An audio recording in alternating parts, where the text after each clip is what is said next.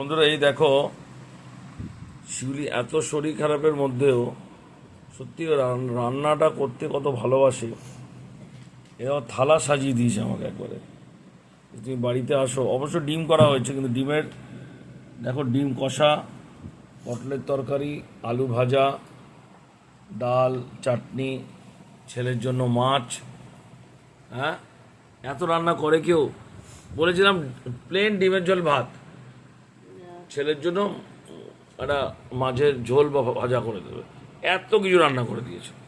না, শরীরটা একটু একটু লাগছিল, ওষুধ টষুধগুলো খাচ্ছি তো। আমাদের তুমি বাড়িতে আছো, সে কারণেই করে দিলাম রান্নাগুলো। আর ছেলেও ভালোবাসে খেতে, ছেলে মাছটাই বেশি ভালোবাসে, তাই মাছটাকে ওর জন্য করলাম। আর আমাদের দুজনে ডিম করেছি। হ্যাঁ, ওকে দিয়ে দাও, ওকে দিয়ে দাও। এই যে ওর জন্য মাছ করেছি। আচ্ছা, পাতলা কালো জিরে আলু দিয়েছে, খুব ভালো। ঠিক আছে, চলো, এটা আমাদের আজকে লাঞ্চের মেনু।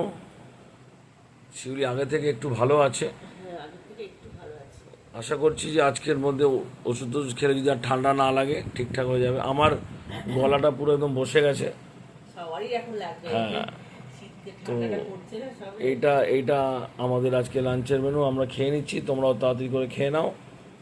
সন্ধেবেলা আজকে হয়তো শিউলি রিলস করতে পারবে না, যদি করে তোমাদের জানাবো, দেখাবো। নাহলে আবার আমাদের সন্ধেবেলা আবার রাতে দেখা হচ্ছে। চলো বন্ধুরা।